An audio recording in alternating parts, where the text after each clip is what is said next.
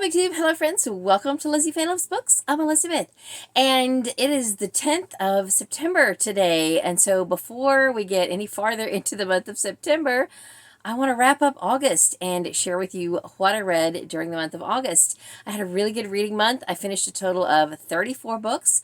9 of those were books I read in print, and all the rest were audio. It was a very heavy month on mystery and middle grade. 13 of the books I read were cozy mysteries, and another 3 books were mystery thriller, not cozy. And then I think 13 were middle grade books. Some of those were rereads. I had a total of 10 rereads, and a lot of those were series books. I read a lot of series books in general. I kind of have started reminding myself of some of the goals that I set for my Serious About Series list. And so I read 13 books for 10 different series that I made progress in. Like I made progress in 10 different series by reading 13 books. Then 2 other books were the latest in series, the new release that came out this year that, continued to keep me caught up with those 2 series. I started one new series that I may or may not read more in. I don't know. I did pick back up with a series by rereading the first one and hope to go ahead and continue on with that series. And I'm rereading some books for a read-along.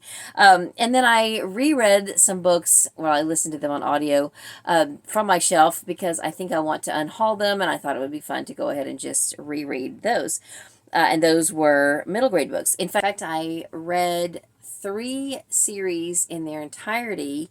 2 were trilogies, and 1 was a 5-book series, and one of the trilogies and the 5-book series were all rereads. So 8 books out of the 10 that I reread were because I was rereading a series for a couple of different reasons. So anyway, let's just get started. I don't think this will take super long. I had 2 book club books, and really most of the other things were either middle grade or mysteries. In addition to those, I had 1 nonfiction memoir and 1 romance and 3 historical fiction. One of those was one of my book club books. One of them was my misread book. And the other one is a book that has been on my currently reading list since January. And I'm happy to say that I have finally finished World Without End by Ken Follett. This is book 2 in the series. I used to say trilogy, but now there is another one. There's a prequel as well. So if you count all 5 books, it's a 5-book series. And this is only book 2. So I will go ahead probably next year and read book 3. And I'll probably will read them in publication order. Go ahead then and go back to the prequel. And then in a couple of years, pick up with the latest book. I'm not even sure what it's called. I'll try to remember to put the title here. So if you didn't hear, there is another book in the Kingsbridge Chronicles for a total of 5 books. And the most recent one, I believe, is set in the 1700s. So it almost feels like we're getting really into more modern history because the United States achieved independence in the 1700s. So that makes it seem like it's not nearly as ancient history as Pillars of the Earth and World Without End. I'm not sure where book 3 is set, but anyway, as far as comparing the 2 books, they were comparable, and I would be hard-pressed to say if I enjoyed one more than the other. I think the villain in Pillars of the Earth still is the most despicable villain that I've ever read about, hands down. The villain in this book was pretty bad, but the dynamic was a little different because he was the brother of one of the main characters, and there was a little more sympathy, I guess, even though the brother even acknowledged that his brother was pretty awful. He still had that unconditional love for his brother, as he should. And so it just made it a little different feel. But anyway, still a very, very great book. And I would recommend, so far, I would recommend the series for sure. Let me just go ahead and finish with the other historical fiction. For book club, I listened to The German Wife by Kelly Rimmer.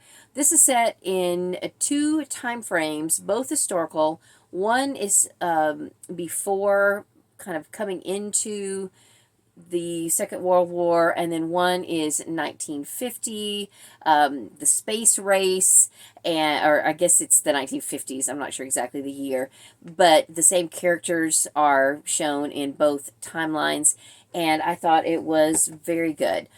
The main characters are flawed, and you do have some sympathy for them, but at the same time, you're rooting for them, but at the same time you are, a little bit appalled at some of their behaviors. And so I thought it was very good. I did really enjoy it. We're going to be discussing that one in September for my book club, and I'm looking forward to that discussion. The other book club book was a mystery, so I will get to it in a minute, but then I sort of count the misread books as historical, even though they're contemporary for when they were written. This one is set, I want to say, around 1980, and it's Mrs. Pringle. And Mrs. Pringle is the school cleaner in the Fair Acre School, and really my only complaint with this is that I wish it would have been longer, because Mrs. Pringle is one of my favorite characters in the series, so I very much enjoyed that. And we are going to be taking off the month of September and October because mainly because October is Victober, and Kate Howe is the leader of the Fair Acre Read Along or Follow Us to Fair Acre, and they just decided to go ahead and take off September and October. I think we have 3 left in the series, and I don't know if we'll go ahead and finish those up in November and December, or if we'll carry on over into next year. I have no idea, but I am enjoying reading the series. And so then, before I get into the mystery in the middle grade, I will tell you about the other little smaller categories. I did have one romance book that I had kind of intended to get to in July because it's a Christmas themed book, but Christmas in August works just as well as Christmas in July. So I listened to Christmas at Twilight by Lori Wilde. It is one of the Twilight, Texas romances. The series Twilight, Texas is set in the little town of Twilight, Texas, and they are known for their wishing well or wishing tree or something. I think it's a tree that's in the middle of their park, and it's the sweetheart tree, and the legend has it that if you and your true love declare your true love under the tree, that even if you fall away from each other, you will eventually find your way back to each other at some point in life. I'm pretty sure that's the way it goes. Anyway, so it was very cute. They're a little steamy, but the stories are generally very enjoyable, and so I will go ahead and continue to read through that series. Most all of them I've been able to get on audio through Hoopla, and I own most of them in print, so I'll just keep on listening to them and reading through the ones that I can't get on audio until I finish the series. And I didn't have a lot of nonfiction that I read this month. I decided to take a little bit of time away from really heavy nonfiction. Even in my devotional time, I just read a Journey magazine. This one is an older copy. So I just read the daily page of this and the scriptures that accompanied it. And the only other nonfiction book that I read during the month was an audiobook, and I don't have a copy, although I did put it on my Christmas wish list because it is Idle Truth by Leif Garrett. He has a co-author, which hopefully you can see from the picture. I can't remember now what his name is, but anyway, Leif Garrett was my child star, my favorite star. I don't like to use the word idol because I was always taught not to idolize human beings, but of course that's what he's referred to as a teen idol. He was my favorite star, and I had his pinups all over my wall, and always thought that he was pretty cool. And I really enjoyed reading his book. It's a sad tale of, a lot of excessive behavior, But, I still enjoyed it. I hope that he is in a better place now in his life than he was. I know that he has struggled a lot with addictions of different sorts, and he didn't really ever in the book come out and say that he was completely clean of all of those things. So I'm assuming that it's something that he still struggles with.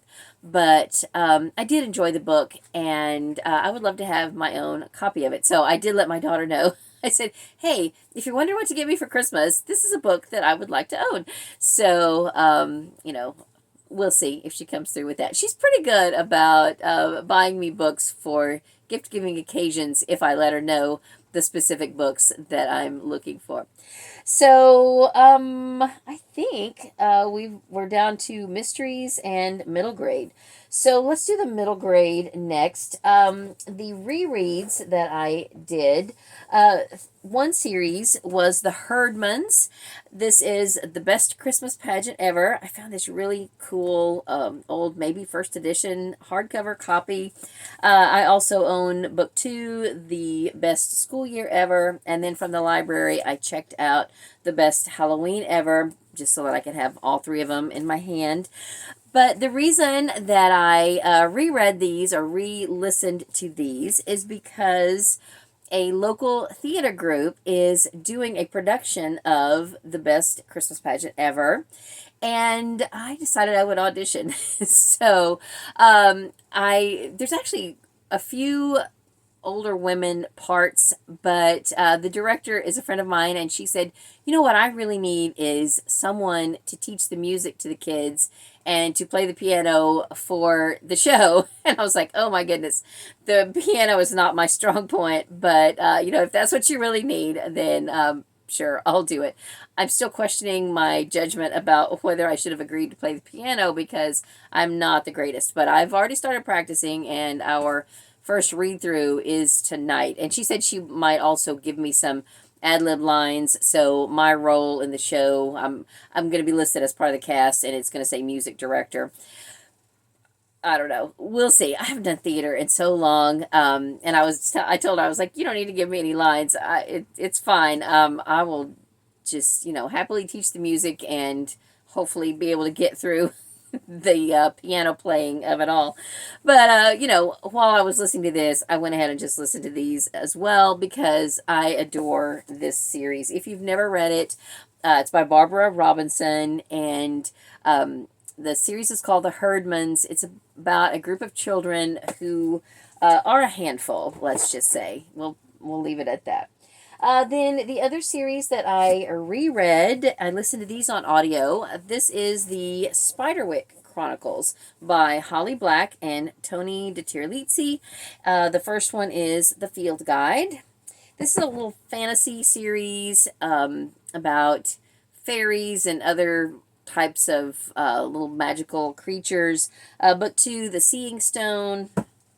Book 3 is Lucinda's Secret. Book 4 is The Ironwood Tree. And book 5 is The Wrath of Mulgarath. So I didn't really remember much about this, and I actually enjoyed them more than I thought I would. I had read them in print the first time, and I discovered that they were on audio, either on Scribd or Hoopla. I think on Scribd.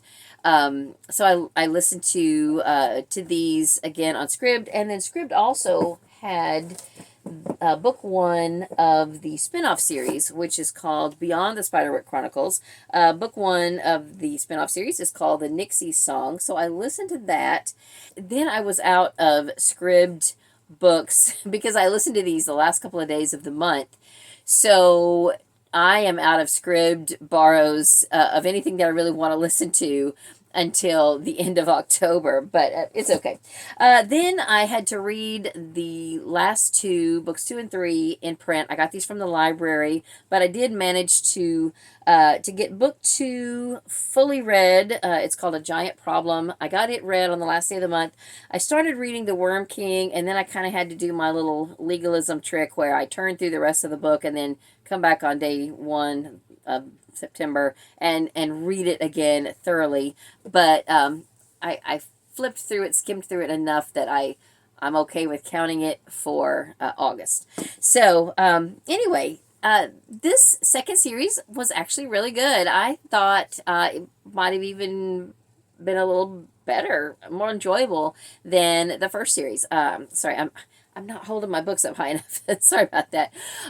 It was fun, and the main characters from the first series, that group of children, make some appearances in the second book. There are some new child characters in this series, but the others come back and they form a whole team.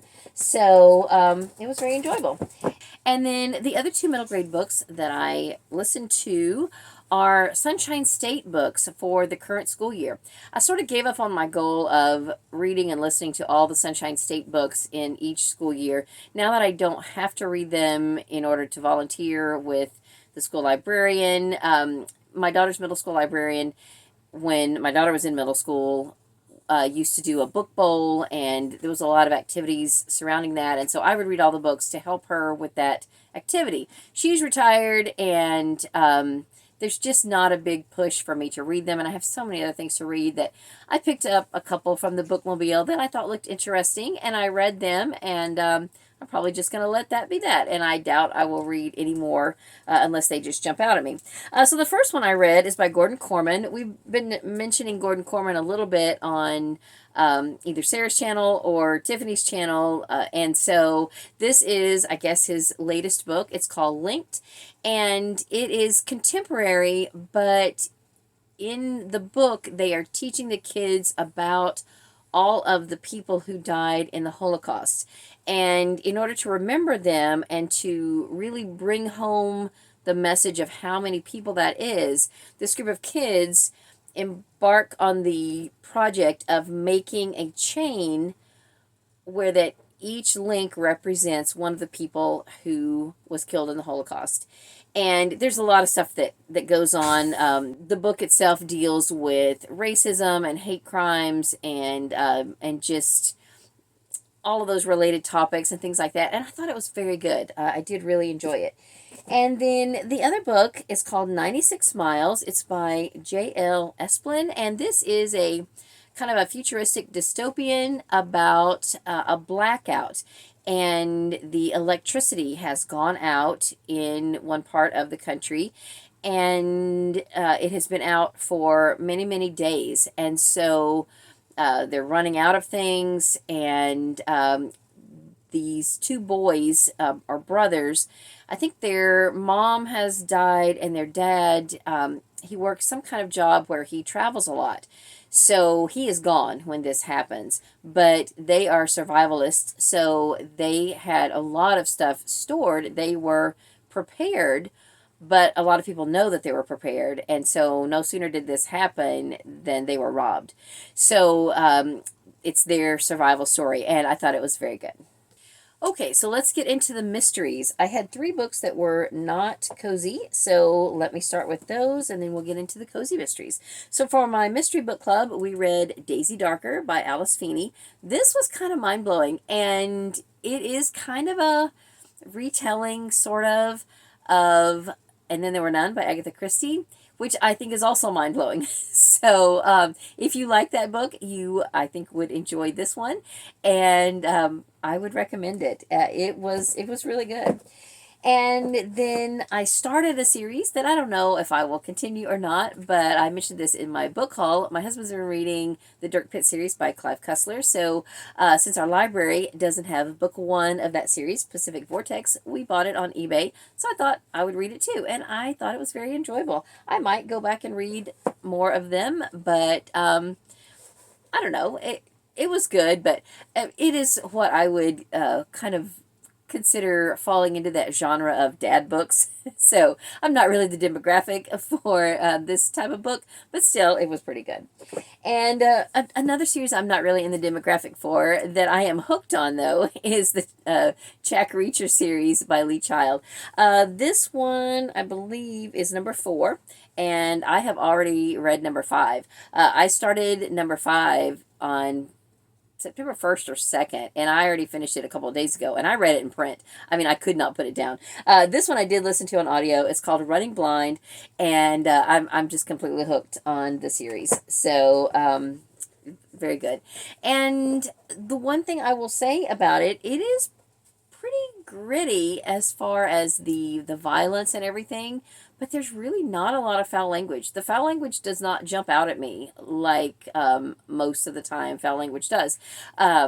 So that says to me that it's either not there or it's so infrequent that I don't remember it because I'm really just, into the book. So that's a good thing. All right, cozies.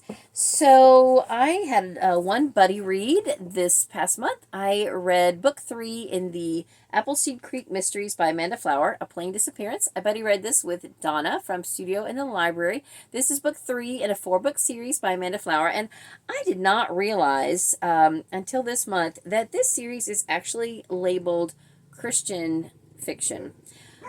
I really did not see a big faith element in the first 2 books. I did notice it in this one, but maybe it was because I was looking for it. I don't know. But still very good. I think that if you enjoy cozy mysteries, you could enjoy this just as much as any other cozy mystery, even if you're not looking for a faith-based book. So this I thought was very good, and I look forward to reading book 4, and hopefully I will do that. Maybe Donna will be able to do that with me. She is still looking for a copy of book 4. My library has book 4, but hers doesn't. So as soon as she is able to find a copy of book 4, then we will probably buddy read that and check this series off both of our lists. And then a reread for me is 'Twas the Knife Before Christmas. I have listened to this on audio both times, but the Killing Time with Cozies group is reading this series, The Christmas Tree Farm Mysteries by Julianne Lindsay, or Jacqueline Frost, because the new one is due out in October, and Tiffany, our leader from the Killing Time with Cozies, is a character in the book. So that's pretty exciting, and so I had already listened to the first 3, and so I'm just listening to them again and in preparation to read book 4 as soon as it comes out. So that was a reread. And then I am still faithfully working on the other 2 cozy mystery read-alongs that the Killing Time with Cozies group is doing. One of those is the Southern Sewing Circle Mysteries by Elizabeth Lynn Casey. For the month of August, we read book 8, which is Remnants of Murder. And I'm still enjoying that a lot. It's not without a few problematic things, but still I am definitely enjoying it. And then I guess I only read 2 of the Jen McKinley books this month. I read in print On Borrowed Time. This is one of the Library Lovers Mysteries. And then on audio, I listened to At the Drop of a Hat, which is book 3, I believe, of the Hat Shop Mysteries. And then because I said I was going to have kind of a little unofficial Amish in August by reading A Plain Disappearance, I also wanted to make some progress in the Laura Bradford Amish Mysteries. I had planned to get a lot farther than book 3. I had already listened to book 1 earlier in the year, and when I got back onto Hoopla to borrow them, only books 1 through 3 are still there. And they have different covers. So I'm guessing maybe they are rebooting them, and I'm hoping that the rest of the series on through book 7 will eventually show back up on Hoopla. But I didn't have time to pick up any other books in print than what I was already reading. So I did listen to books 2 and 3. Book 2 is A Salted Pretzel. This is a library copy. I don't own it, but I do own the rest of the series. Shunned and Dangerous is book 3. This series is set in Heavenly, Ohio. And I believe the main character runs some kind of a shop. She is not Amish, but she does sell Amish merchandise in her store, I believe. The detective is former Amish who has been shunned by his family because he did leave the Amish faith after his baptism because he decided that his calling was to be a policeman. And the backstory is that he had worked away from home for a few years and is now back working as a policeman in Heavenly.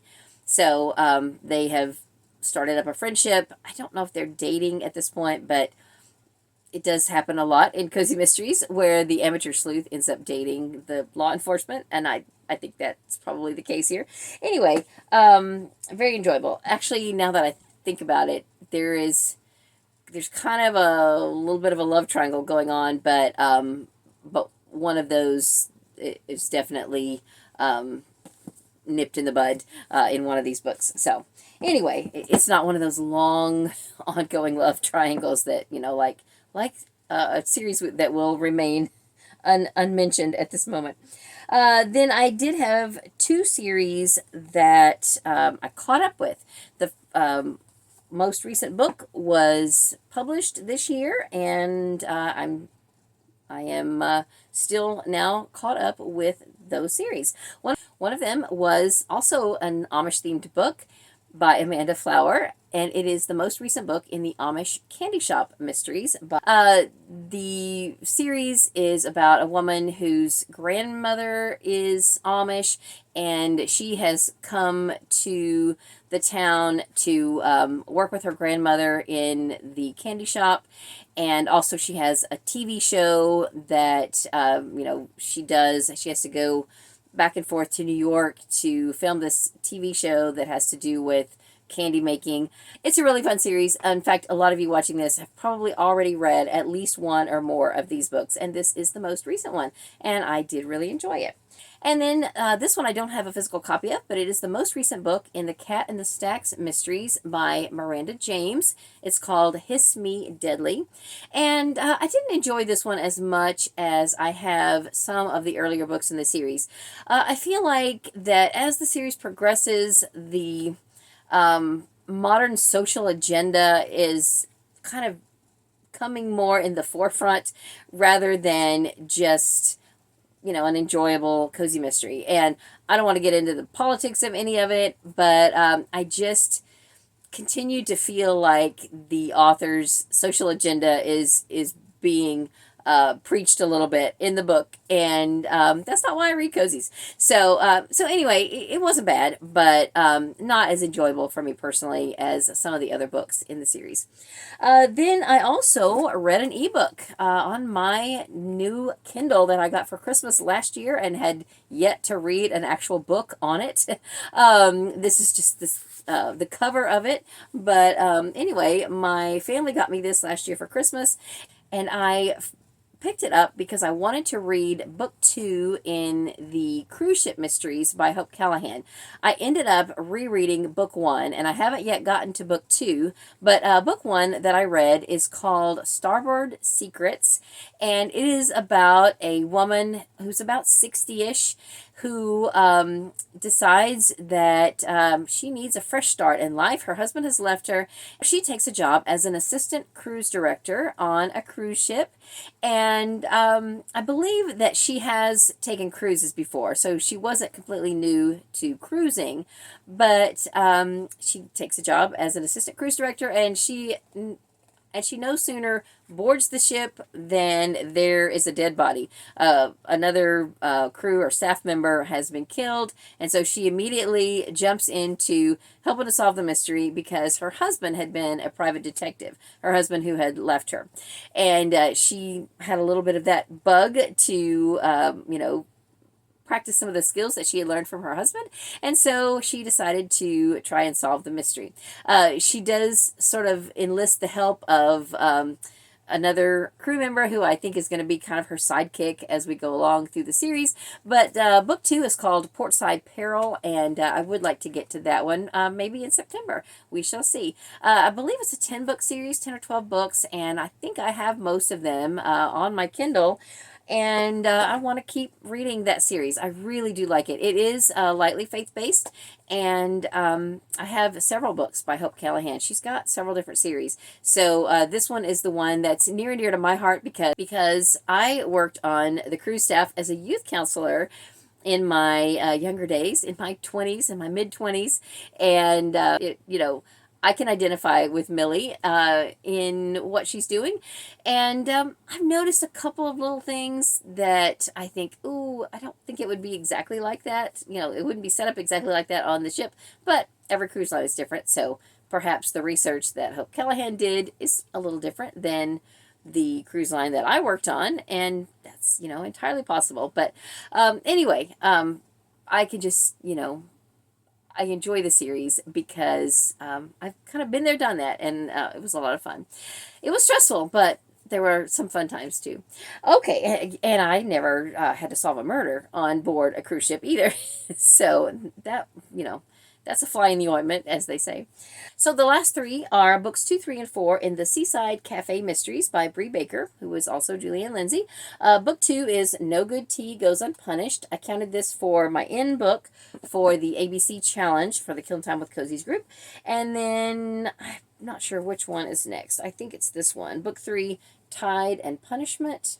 And then A Call for Kelp is book 4. I have already listened to book 5 in September, and I've started book 6. So it's just a 7-book series. So I'm going to go ahead and finish up this series, in September. And I'm kind of low-key now buddy reading it with Sonia with an I, who has been on our Killing Time with Cozies live streams lately. She's already finished it, but we're just chatting about it a little bit in messages. So I need to get those finished up and, make some comments about those to her.